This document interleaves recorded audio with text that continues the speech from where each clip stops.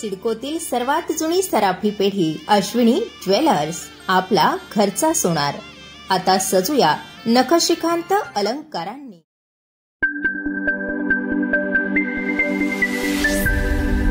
नाशिक पूर्व मतदारसंघाचे महाविकास आघाडीचे अधिकृत उमेदवार गणेश बबनराव गीते यांच्या प्रचारार्थ राष्ट्रवादी काँग्रेसचे प्रदेशाध्यक्ष जयंत पाटील यांनी खासदार शरदचंद्र पवार यांच्या उपस्थितीत जाहीर सभा घेतली. या सभेसाठी महाविकास आघाडीचे अधिकृत उमेदवार गणेश भाऊ बबनराव गीते, प्रदेशाध्यक्ष जयंत पाटील, जिल्हाध्यक्ष कोंडाजी मामा आव्हाड, थेटेसाहेब, सुनील बागुल, छाजेड, गजानन नाना शेलार, सोमनाथ भिसे, गोकुळ काकड, अंकुश काकड, गणेश काकड, प्रमोद काकड, नितीन पिंगळे, महेश मानकर, मामा राजवाडे, त्याचबरोबर महाविकास आघाडीचे सर्व प्रमुख पदाधिकारी कार्यकर्ते उपस्थित होते. नाशिकमधून जयंत पाटील यांनी महायुती सरकारवर चांगलाच हल्लाबोल करत विविध प्रश्न उपस्थित केले. विधानसभेत मी विचारलं काय आहे, सगळंच चाललंय तिकडं. मुख्यमंत्र्यांनी विधानसभेत उत्तर दिलं. जयंतराव, कालच मी नरेंद्र मोदी साहेबांना भेटून आलो आणि नरेंद्र मोदी साहेबांनी सांगितलं मला की ह्याच्यापेक्षा मोठा प्रकल्प मी तुम्हाला देतो. मी म्हटलं मोठा प्रकल्प कधी देणार? जयंतराव, तुम्ही काही चिंता करू नका, ह्याच्यापेक्षा मोठा प्रकल्प आपल्याला मिळणार आहे. मुख्यमंत्र्यांची मुदत संपली. आज मला लक्षात आलं की एकनाथ शिंदे मला सांगत होते की भोपळा मिळणार आहे आपल्याला. आज लक्षात यायला लागलं, कारण एकही मोठा प्रकल्प महाराष्ट्रात नरेंद्र मोदी आणि अमित शहाच्या कृपेने आला नाही. उलट आमचे प्रकल्प तिकडे गेले. महाराष्ट्र अधोगतीकडे चालायला लागलाय. हे मित्रांनो विसरू नका. आज आपल्या सर्वांना माहिती आहे, मधल्या काळात महिंद्राचा प्रकल्प जाणार म्हणून चर्चा होती. त्याला पत्रक काढायला लावलं की आम्ही जात नाही कुठं म्हणून. हिंजवडीला आयटी इंडस्ट्री आहे. उत्पन्न, सकल उत्पन्न भारतामधल्या उत्पन्नातला आपला वाटा 15% 13% गेला. आम्ही जे गेले 4 वर्ष, 5 वर्ष, 10 वर्ष सांगतोय ते खरं ठरलं. या देशात आमचे 2% कमी झाले. याचा अर्थ काही लाख कोटी रुपयाचं उत्पन्न महाराष्ट्र निर्माण करायला कमी पडलं. आणि म्हणून आपण सगळ्यांनी महाराष्ट्राची अधोगती चाललेली आहे हे पहिल्यांदा लक्षात घेतलं पाहिजे. बेकारी वाढलेली आहे, महागाई वाढलेली आहे, ठीक आहे, पण महागाई डबल करण्याचं पाप देखील या लोकांचं आहे. तुम्ही कुठल्याही बाजारात गेला तर चपलेपासून टोपीपर्यंत प्रत्येक गोष्टीवर यांनी कर आकारणी केलेली आहे.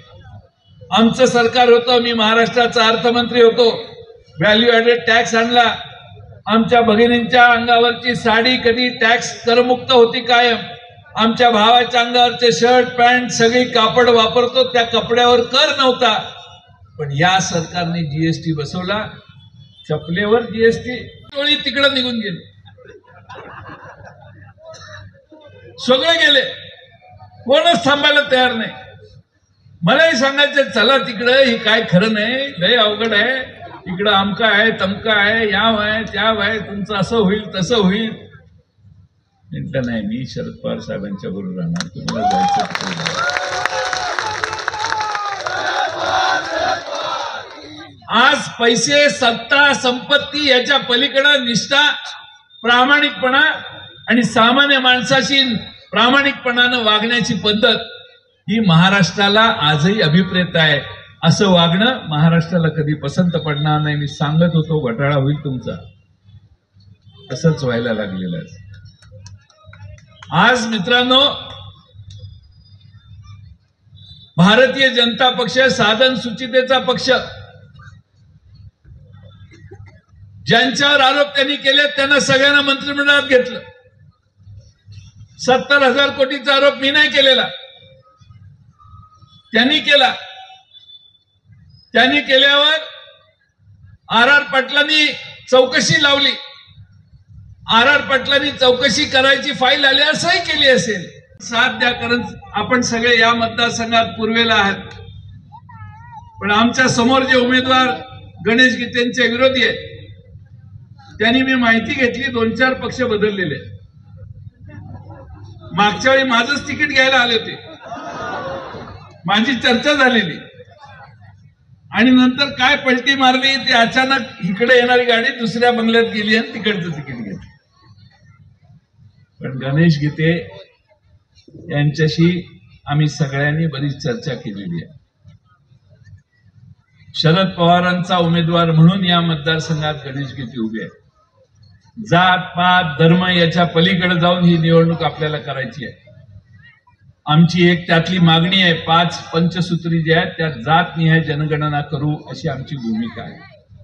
50% जास्त आरक्षण वाढवू आणि जे या महाराष्ट्रातल्या सध्याच्या सरकारने आरक्षणाचे गोंधळ घातलेले आहेत ते गोंधळ समाप्त करण्यासाठी पूर्ण ताकदीने आम्ही काम करू हे देखील आम्ही महाराष्ट्राला सांगणार आहे. तुम्ही चिंता करू नका.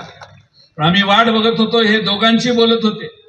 ओबीसी समाजाशी यातला एक लीडर बोलतो, दुसरा लीडर मराठा. 1000 रुपये घेऊन बाजारात जावं लागलं आणि आपल्याला दिवाळी करावी लागली, कारण सगळ्या वस्तू महाग आहेत.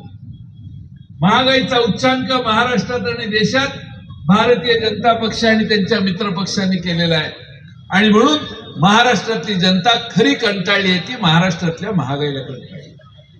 दुसऱ्या बाजूने बेकारीची समस्या आहे.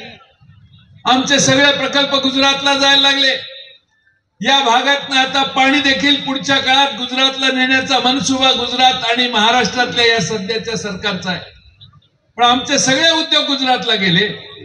महाराष्ट्राचे मुख्यमंत्री आणि त्यांचे 2 लाडके उपमुख्यमंत्री तोंडात शब्द काढत, यांची ताकद होत नाही गुजरातच्या विरोधात बोलून आपले उद्योग महाराष्ट्रात टिकवण्याची.